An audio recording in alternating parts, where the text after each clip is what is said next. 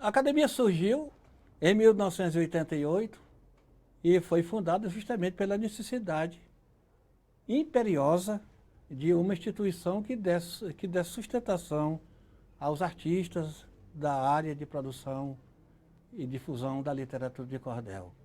Teve a Academia Brasileira de Literatura de Cordel, a ABLC, 10 anos de gestação. Foi o resultado de uma longa consulta que fiz, eu trabalhando na Rádio Beck, com personalidades da mais alta importância dos canais intelectuais do país, e assim eu fui ajudado direta e indiretamente. Essas personalidades me deram informação de como é uma instituição, me alertaram quanto à dificuldade que eu ia ter com os repentistas, principalmente, e a conclusão foi essa.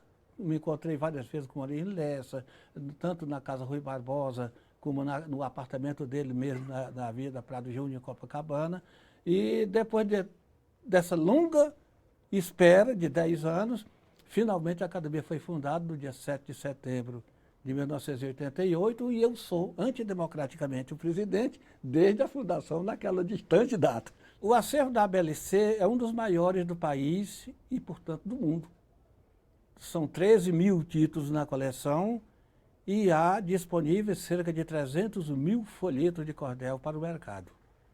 É o resultado de um trabalho longo, porque antes mesmo da fundação da academia, eu já era um pesquisador, cuidadoso pesquisador, já reunia títulos e já editava folhetos ainda não disponíveis à venda. E como a própria academia foi fundada a partir da Feira de São Cristóvão, a partir de um tabuleiro que a minha esposa, a madrinha Mena, pôs lá na Feira de São Cristóvão, e ali mesmo criou aquele clima para a criação da academia. É lógico que o clima foi criado para a fundação de uma instituição que desse apoio aos profissionais, aos artistas. Mas, de qualquer maneira, teve como mérito principal ter sido criada a partir do próprio tabuleiro, onde a madrinha Mena, minha esposa, vendia folheto de cordel.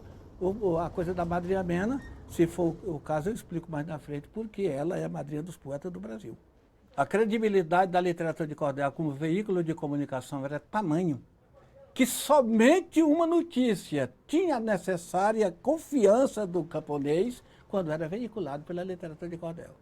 É tanto que quando no dia 24 de agosto de 1954 se espalhou no Nordeste a notícia da morte do grande estadista brasileiro Getúlio Vargas, ninguém deu credibilidade alguma a jornais que se anteciparam com a notícia e o pessoal ficou nas gares das estações ferroviárias, aguardando a chegada do trem da capital para ter a confirmação ou o desmentido da notícia da morte do presidente Getúlio Vargas.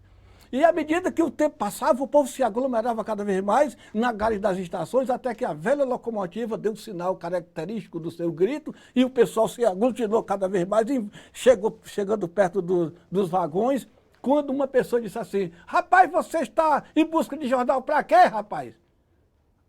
Jornal não tem notícia que se possa acreditar, não. Rapaz, você pode ser conversa de jornal. Eu só acredito se sair cordel. Era tamanho o crédito da literatura de cordel que não adiantava qualquer tipo de notícia se não fosse veiculado pela literatura de cordel. O mesmo aconteceu com a morte de Curisco, quando no dia 24 de maio de 1940, se espalhou no Nordeste a notícia da morte do Curisco, o sucessor do Lampião, ninguém deu crédito em jornal. Rapaz, isso é conversa de jornal. Eu só acredito se sair folheto de cordel. Quer dizer, com essa credibilidade tamanha que os camponeses davam à literatura de cordel, o cordel ficou famoso. Ficou famoso e uma fama que se justificou dentro do tempo, porque realmente era isso que acontecia. O grande fato é que qualquer coisa que traga o progresso traz benefício imediato para a literatura de cordel. A literatura de cordel teve, com o aparecimento do rádio de pilha, um grande aliado e não um adversário. Teve, com a chegada da televisão, um aliado espetacular e não uma adversária. Imediatamente se procurava saber um meio de chegar com a literatura de cordel até a tela, o que não era fácil, o que não é fácil ainda, mas é perfeitamente justificável, porque são muito caros os horários de televisão para se colocar uma coisa que não tem retorno financeiro, mas a literatura de cordel soube lidar com o rádio de pilha, soube lidar com a televisão e sabe lidar muito mais ainda com a internet. É tanto que é abundante, são abundantes as pelejas virtuais. Ou seja, um poeta dizer uma coisa aqui, o outro responder essa coisa da baixa da égua, e um fazendo uma peleja virtual num diálogo poético entre dois autores, utilizando a internet. Ou seja, todo e qualquer veículo vindo com o avanço são benefícios para a literatura de cordel. A literatura de cordel não se incomoda com o progresso, ela anda junto com o progresso. O Dicionário Brasileiro de Literatura de Cordel é um dicionário de verbetes, em que você, depois desse tempo todo, porque naturalmente que como o próprio verbete de cordel chegou ao Brasil em 1881, com a publicação do Dicionário Contemporâneo de Caldas ao Leite em Portugal, é claro que antes disso não se poderia pensar em dicionário para a literatura de cordel, pois o próprio verbete não existia. E foi repelido, o verbete de cordel foi repelido pelos grandes autores daquele tempo. João Batista de Ataíde, Leandro Gomes de Barros, Luiz da Costa Pinheiro, José Galdino da Silva Dudo e outros monstros da literatura de cordel escrita no Brasil, não gostaram do verbete de cordel. Eles gostariam que fosse literatura popular, poesia popular, ou qualquer coisa que envolvesse a palavra popular, menos cordel. Cordel, como diminutivo espanhol de cordão, não dizia muita coisa para a literatura de cordel. Agora, no que diz respeito à estrutura do dicionário, é isso, é um dicionário de verbetes, em que se buscou, até mesmo nos países lusófonos da África, ajuda para os nomes que se usa lá, para isso, para aquilo e para aquilo outro, e o ajuntamento resultou no Dicionário Brasileiro de Literatura de Cordel. Agora, no que diz respeito à questão estrutural da literatura de cordel, isso já faz parte das modalidades que se usam na literatura de cordel e apontados aí no dicionário.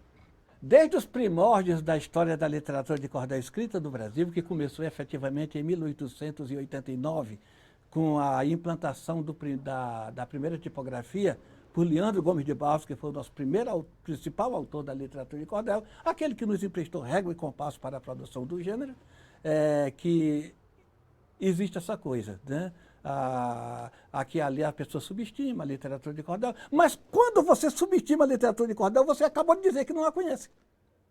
Quando diz que é uma arte menor, você acabou de dizer que não conhece. Agora, se você chegar numa região e ler um folheto de cordel de um autor duvidoso, você vai dizer, não, eu li, não vi nada. Agora, se você der a sorte de ler um folheto do Gonçalo, do Manuel Monteiro, do Manuel da Almeida Filho e de outros gigantes da literatura de cordel, você já vai ficar impressionado com a qualidade da literatura de cordel. É tanto que foi criado o cordel novo, o novo cordel, o avanço, a obediência rigorosa aos critérios estéticos da literatura de cordel, os fundamentos rigorosamente respeitados, inclusive os princípios gramaticais que a literatura de cordel não é obrigada a cumprir, como a questão da colocação de pronomes, como a questão regencial e outros refinamentos da gramática, não são porque a literatura de cordel não tem conhecimento. É porque para ferir os fundamentos é preferível não se usar, por exemplo, um que proclítico ou enclítico, se vai prejudicar a métrica. A métrica da literatura de cordel e a rima são fundamentos absolutamente inflexíveis e não se pode mudar de maneira alguma se quiser chamar o texto de cordel. É muito difícil, eu não consegui gravar o próprio hino da minha autoria, porque o hino foi gravado, musicado por artistas, né? E aí não houve aquela preocupação. Aí eu apenas sei lhe dizer a primeira estrofe. Da inspiração mais pura, no mais luminoso dia, porque cordel é cultura, nasceu nossa academia, o céu da literatura, a casa da poesia. É a primeira estrofe. É com muito prazer eu poderia declamar 10 ou 20 cordéis, que, aliás, eu faço uma palestra de 1 hora sem olhar para o texto uma única vez, tudo que eu escrevo eu gravo. Mas eu vou dizer para vocês, aqui, os nossos telespectadores, o início de um folheto que eu escrevi para o Dia Nacional do Livro, a pedido da Federação das Academias de Letras do Brasil, e que se chama Senhor Livro. Dedico ao Senhor meu livro, eterno e sincero amor.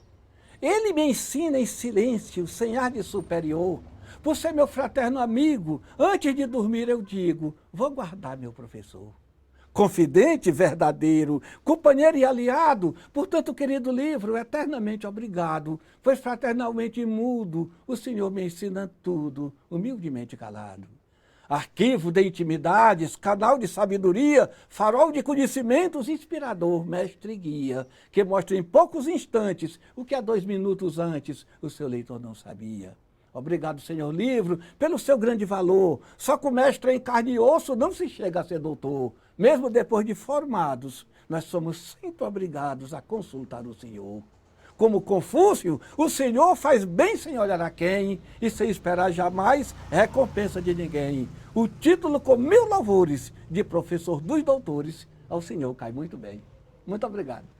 Quem conhece do Nordeste, os dados oficiais, contados por escritores em volumes colossais, depois de lidos, relidos, não acho os dramas vividos pelos nossos ancestrais, principalmente em razão das longas secas seguidas que ceifam a fauna e deixam as florestas ressequidas e os camponeses tristônios, destruidores de sonhos, dizimadores de vidas. Escravo da gravidade, tinha um homem nordestino que ter do governo ajuda, que ter socorro divino, não tendo a quem apelar, nem asas para voar em busca de outro destino.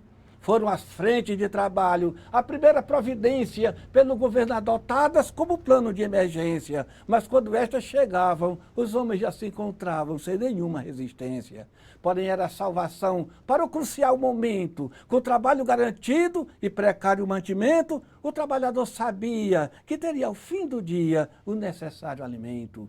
Inescrupulosamente, às vezes o encarregado, para desviar metade do grande estoque enviado, parava o atendimento, dizendo que o mantimento já se achava esgotado. Era em tais ocasiões que a massa enfurecida derrubava as frágeis portas e era a casa invadida em fulminante resposta pela multidão disposta a não faltar sem comida.